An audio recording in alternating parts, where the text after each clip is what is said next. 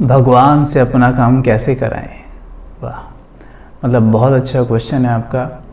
भगवान से अपना सारा काम कैसे कराएं? करा सकते हैं, बहुत आसान है उनसे तो अपना सारा काम कराना। देखो, किसी को अगर इम्प्रेस करना हो तो क्या करना होता है? उसकी तरह ही कपड़े पहनिए, उसकी तरह बातें करिए, जो उसको पसंद है वो आप पसंद करिए। वो व्यक्ति अपने आप आपसे प्रभावित नहीं होगा, है ना? क्या बोलेगा? हाँ, ये व्यक्ति अच्छा है।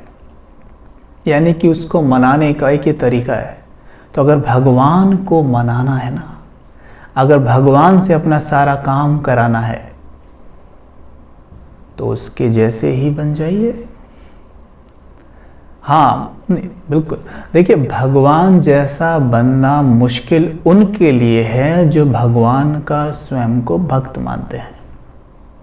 भगवान और भक्त के बीच में डिस्टेंस बहुत बड़ा है, लेकिन पिता और पुत्र के बीच में कोई डिस्टेंस नहीं है।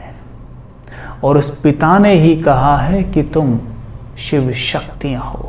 यानी भगवान स्वयं कहते हैं कि तुम शिव शक्तियां हो, शिव की शक्ति हो तुम, जिन्हें हम माँ दुर्गा, माँ शेरोवाली, संतोषी माँ कहते हैं। आप देखिए ना, शिव शक्तियों की भुजाओं में अलंकार होते हैं, शस्त्र होते हैं, राइट? और देखिए त्रिशूल को आप देखिए, उसमें जो 3 हैं ये दर्शाते हैं कि परमात्मा के समान मनसा वाचा कर्मणा हमारी हो। परमात्मा के समान हमारे संकल्प चलें, हमारे बोल उनके जैसे हों, हमारी कर्म उनके जैसे हों, तो निश्चित तौर पर आप अनुभव करेंगे कि जैसे हमारे काम स्वयं भगवान ही कर रहे हैं। परमात्म महावाक्य भी हैं कि तुम बस मेरी याद में मग्न रहो, तुम्हारे लिए सोचने का कार्य भी मैं करूँगा। यानी संकल्प भी वो चलें जो बाबा के संकल्प हैं, बोल वो हों जो परमात्मा के हैं, और कर्म वैसे हों जो परमात्मा के। अब हमें कैसे पता चले कि परमात्मा के संकल्प क्या हो सकते हैं?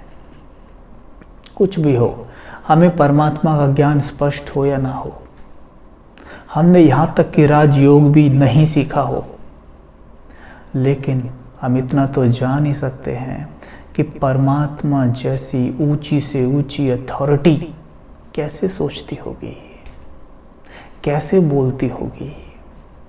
अगर वो कर्म करें तो उनके कर्म कैसे होंगे? जैसा पिता वैसा पुत्र। जैसे राजा का बेटा अपने आप राजकुमार होता है, और राजकुमार को देखते ही हमारे मन में ये आ जाएगा कि ये किसी ऊंचे ख़ानदान से है, चाहे वो कुछ बोले या ना बोले, हम उनसे पूछे या ना पूछे, राजकुमार को देखते ही ये ख्याल आपको आ जाएगा, आप ये समझ जाएंगे ऊंचे ख़ानदान से है। ठीक वैसे ही अगर कोई हमारा चेहरा देखे तो ये कहे मन ही मन कि ये कुछ अलग है, ये भगवान की संतान है। क्या हम भगवान की संतान नहीं हैं? अगर नहीं हैं तो हम उन्हें परम पिता क्यों कहते हैं?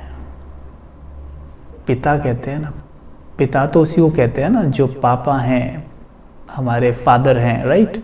लेकिन उनको परम कहते हैं। परम मतलब सुप्रीम फादर, जो ऊंचे से ऊंचा है, सबसे ऊंचा फादर है, यानी वो हमारा पिता है। लेकिन जब हम स्वयं को शरीर मानते हैं ना, तो उसे पिता सिर्फ ऊपर ऊपर से कहते हैं, अर्थ नहीं समझते उसका। जैसे मानो कोई टाइटल हो, लेकिन जब स्वयं को आत्मा जाने, क्योंकि हम आत्मा हैं, हम ये देह नहीं हैं, हम आत्मा हैं, इस शरीर के मालिक हैं, हम ऊपर से आए हैं। हम खुद ही कहते हैं ऊपर से आए हैं। ऊपर से क्या हम शरीर सहित आए थे? हमें ऊपर ही जाना है, तो क्या शरीर सहित ऊपर जाना है? तो कौन ऊपर से आया? आत्मा। किसको ऊपर जाना? आत्मा को। आत्मा किसकी संतान है? परमात्मा की। तो आत्मा कहती है उसे परम पिता। वो भी आत्मा है, मैं भी आत्मा हूं, उसके सामने परम लगता है, इसलिए उसको कहते हैं परम आत्मा। तो जब स्वयं को आत्मा समझते हैं तो अपने आप ही बहुत आसान होगा उसे पिता दिल से स्वीकार करना। और जब मान लिया ना कि मैं राजा का बेटा हूँ, तो उसके तो चाल चलन में अपने आप राजकुमारों वाला एटीट्यूड दिखेगा ही। तो जब मान लिया कि मैं परम पिता परमात्मा भगवान का बच्चा हूँ, तो मेरी वाणी, मेरे संकल्प, मेरे कर्म कैसे होने चाहिए।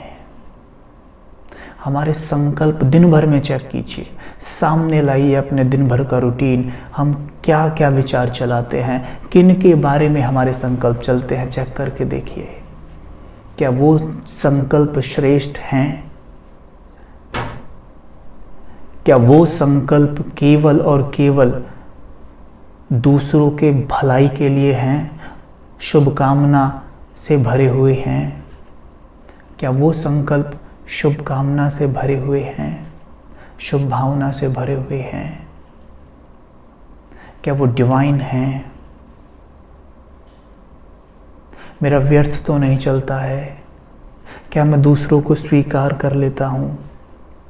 या हर किसी, हम में से अधिकतर, क्या सबका अचलित संस्कार बन गया है दूसरों को स्वीकार ना करने का, चाहे वो कुछ भी कर रहे हो।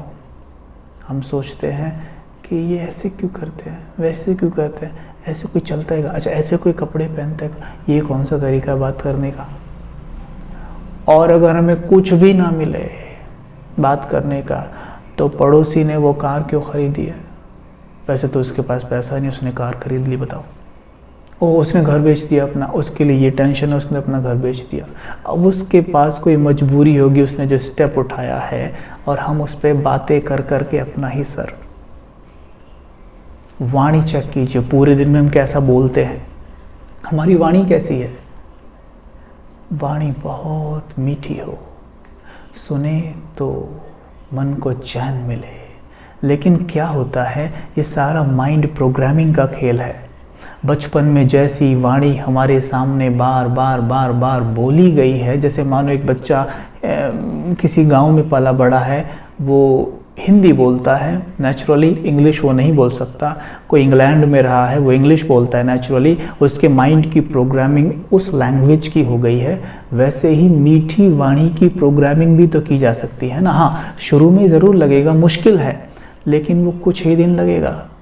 जैसे गाड़ी जब चलाना सीखते हैं, शुरू में क्या होता है, कितना अटेंशन रखते हैं ना, फुल अटेंशन देंगे एकदम, वहीं पे एकदम ऐसे देखते रहेंगे और बिल्कुल नर्वस हो जाते हैं एकदम, है ना, फिर भी गाड़ी सीधी नहीं चलती। लेकिन कुछ दिन में क्या होता है, एक हाथ से स्टीयरिंग, एक हाथ पे फ़ोन भी होगा ना, तब भी गाड़ी सीधी चलती है। क्यों? क्योंकि अवचेतन मन की प्रोग्रामिंग हो गई है, अब अवचेतन मन अपने आप कर लेता है। ऐसी मीठी वाणी की प्रोग्रामिंग, श्रेष्ठ संकल्प चलाने की माइंड की प्रोग्रामिंग करेंगे। शुरू में मेहनत लगेगी कुछ दिन, लेकिन फिर एकदम नेचुरल हो जाएगा। ऐसी कर्म करते हुए गौर करिए कि क्या होता है, हमारे थॉट बहुत तेज चलते हैं। नॉर्मली जब हम बैठे होते हैं इतना तेज़ नहीं चलते, हम किसी पे गुस्सा नहीं करते, इरिटेट नहीं होते। लेकिन देखना, अक्सर लोग कर्म करते हुए इरिटेट हो जाते हैं। उनके चेहरे के हाव भाव आप देख सकते हैं, उड़े हुए होते हैं, माथे पे लाइनें बनी होती हैं, और छोटी छोटी बात पे दूसरों पे वो चिल्ला रहे होते हैं। क्यों? क्योंकि आदत पड़ गई है कर्म करते हुए व्यर्थ संकल्प चलाने की। कर्म से रिलेटेड भी संकल्प नहीं है, वो व्यर्थ पास्ट में होते हैं उस वक्त। और उस कर्म में विशेषकर क्या होता है, किन के बारे में सोचते हैं, वो कर्म करते हुए अगर पास्ट में हमारी किसी से थोड़ी बहुत नोकझोंक हुई थी, थोड़ी बहुत, तो फिर तो कर्म करते हुए ना, उस कर्म को करते हुए हम उसके बारे में ही सोचेंगे पूरा 1 घंटे तक, और देखना हमारी बैटरी पूरी डिप्लीट हो जाती है। अब लो बैटरी से कर्म करेंगे तो परिणाम क्या आएगा, असफलता हाथ लगती है।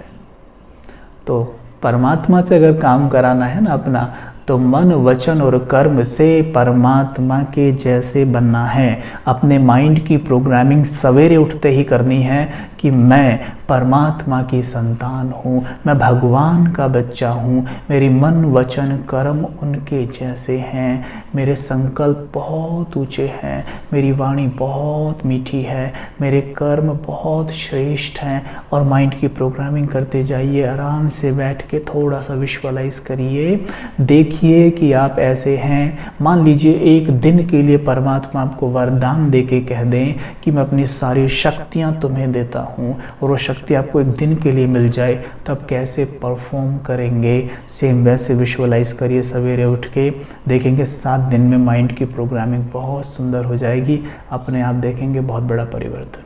ठीक है।